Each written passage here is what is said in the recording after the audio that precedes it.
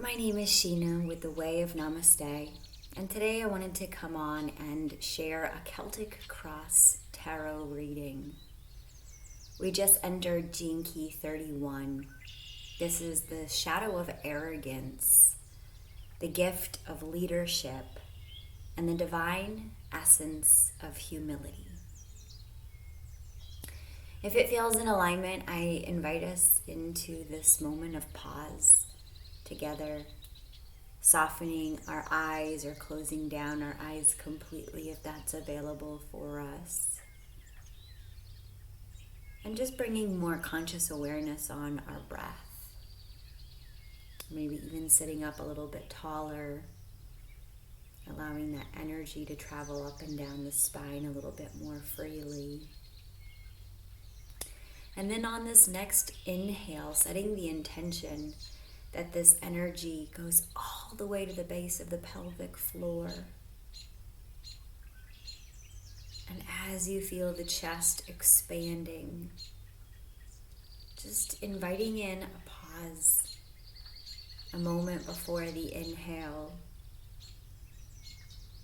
and the exhale of just a quiet rest. And maybe setting the intention that on the exhale, we soften in some way, we let something go.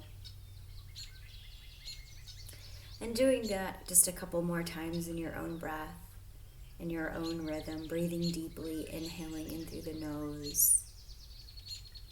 And then maybe just taking a pause before exhaling and allowing something to soften. So the shadow of arrogance. So much of the shadow of arrogance is about thinking that the world revolves around us, that we are the center of the universe. Sometimes we can play the victim in this way, bringing power, bringing attention, bringing empathy or sympathy or resources to us. And this arrogance is this naivete around the impact that we have. We create this reality through our language, through our words and our thoughts. Those repeated thoughts become our belief systems. And many of us have been indoctrined with the idea that when we're having a bad day, we should call everyone, to be consoled, to come together. And while that may be true for some of us some of the time, it may also be true that we have the capacity to overcome any challenge on our own. We don't have to bring all of our dramas to the stage to be discussed, to be shared. When this shadow of arrogance becomes aware of the vibrational reality that it creates through its arrogance, through its naivete, through its immaturity, through its victim consciousness, it may grow out of that phase. The gift of leadership is also the gift of quiet confidence, of presence, of speaking what needs to be spoken in truth, authentically. True leadership is not about doing it perfectly. It's about showing up and being willing to try, to put the effort in.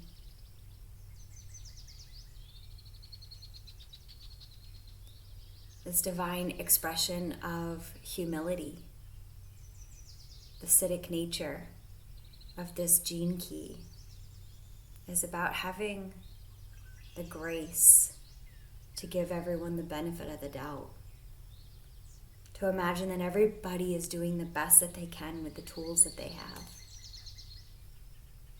And if they knew better, they would do better. And it's being able to accept people for who they are, being humble enough to recognize that we can all have bad days. We can all have challenging moments.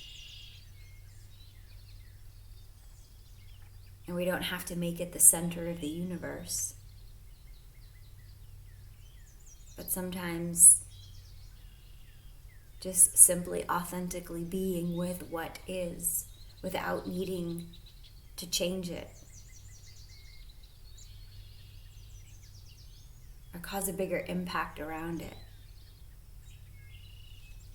Sometimes that humility leaves an impact far beyond words, far beyond space and time. Maya Angelou's famous quote says, "At the end of the day, many times you don't remember what it is that people said, but you'll remember the way they made you feel. You'll remember the impact that they had." And true leadership is not always about saying the right things, although sometimes it can be. Often it's about the quiet confidence to deeply listen to what needs to be shared in that space at that time. And knowing when it's not the time to share. When it's not the community for it to be shared with. And knowing the timing and knowing the difference of this, it comes with our maturity. It comes when we start outgrowing this arrogant nature to make everything about us.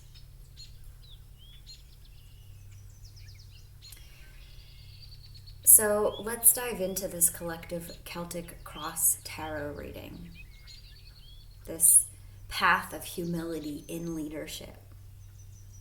So again, right now we are navigating Gene Key 31, and in its shadow it's arrogance, in its gift it's leadership, and in its city it's humility.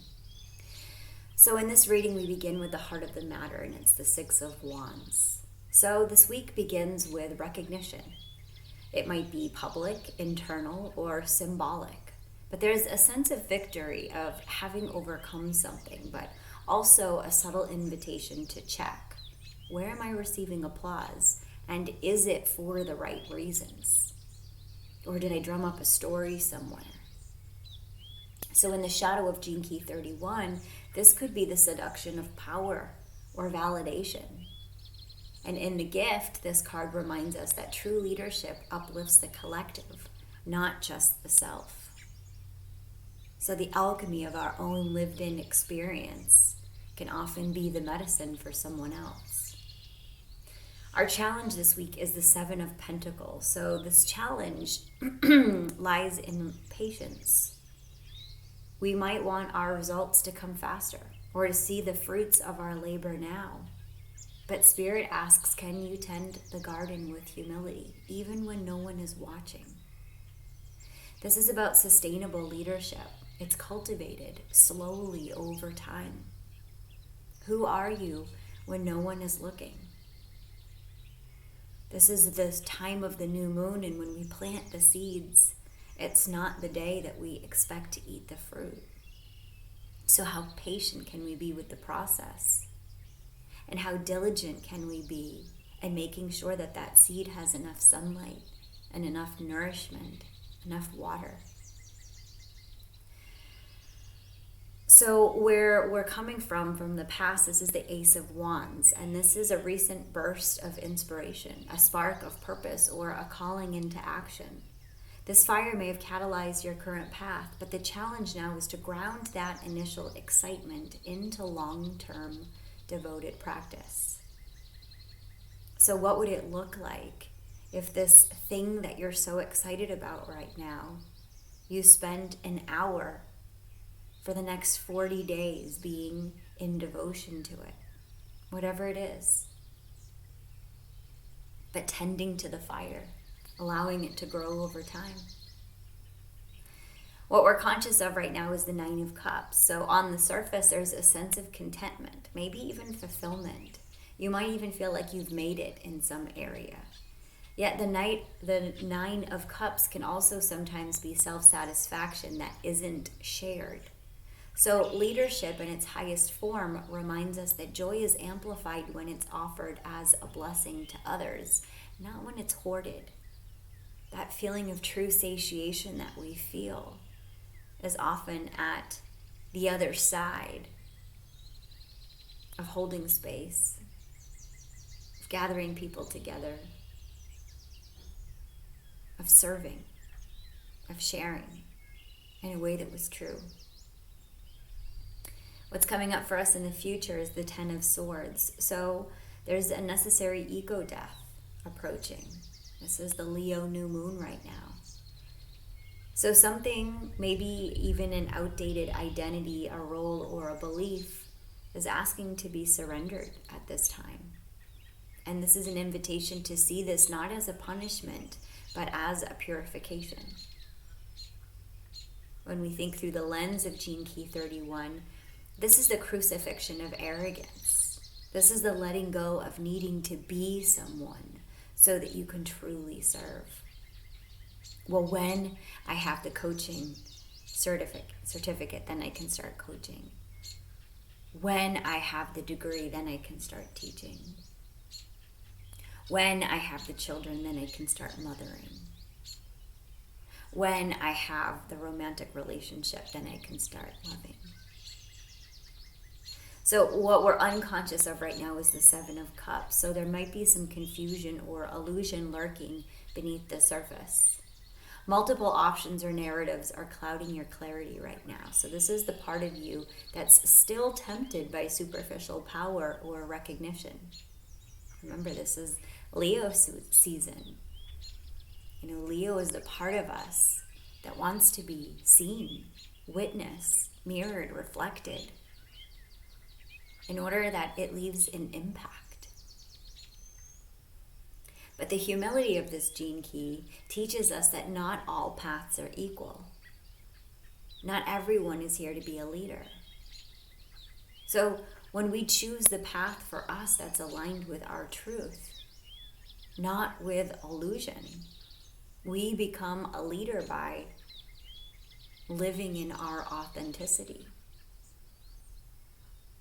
So who you are in this moment, the clarity is the Ace of Cups. So your heart's opening. This is a sacred reset that you're going through right now. It's a chance to lead with love, not with ego.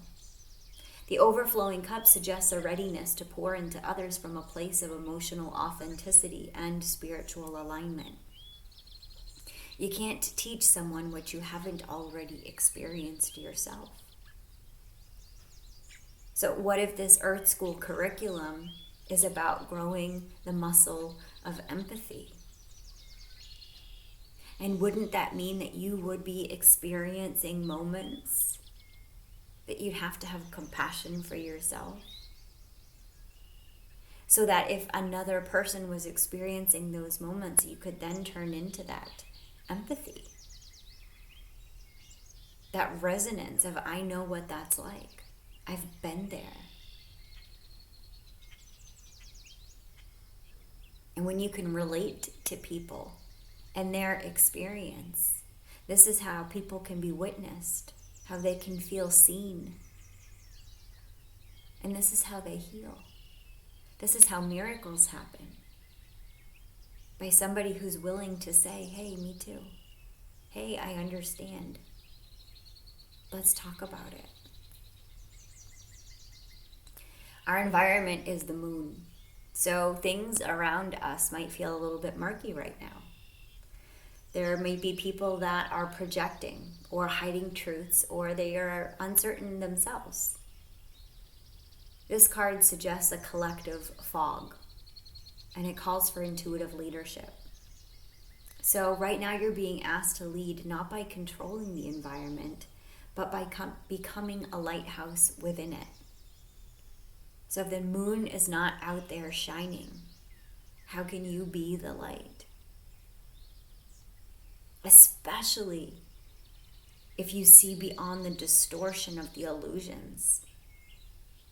You're no longer tricked by the things in the media.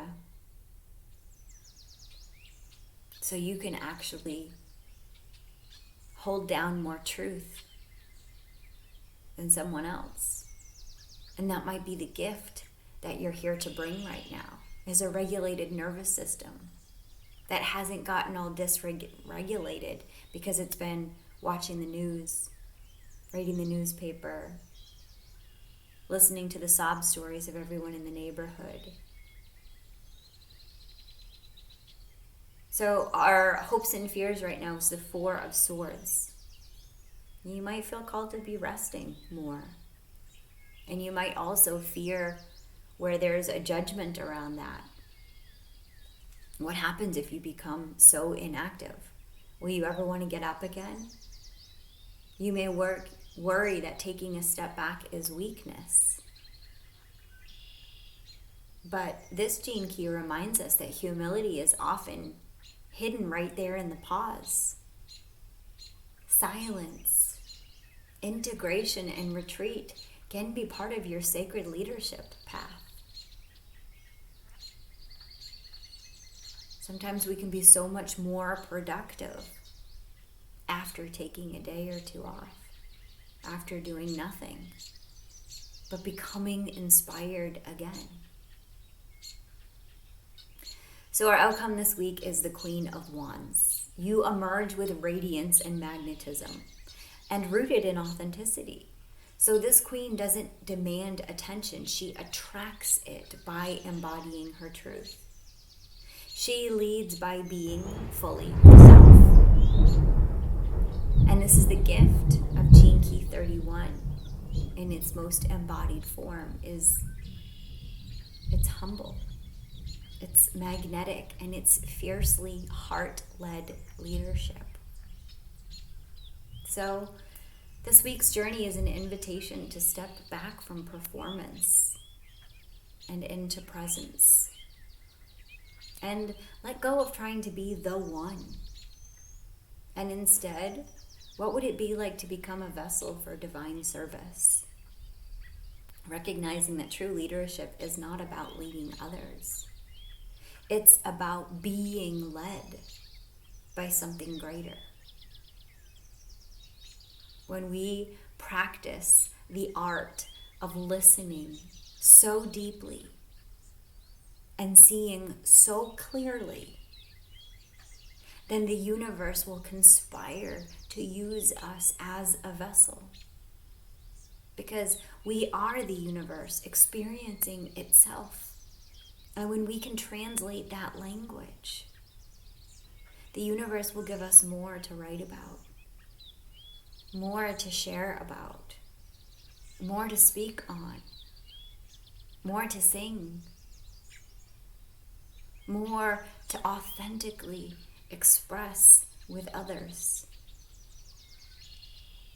So this week, this gift asks us, how can we be so authentically us that we share the message that makes the biggest impact?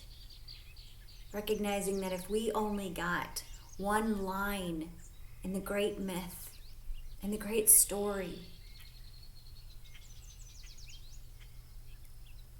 what clever thing could we say? How could we refine our message into the most potent language or symbols?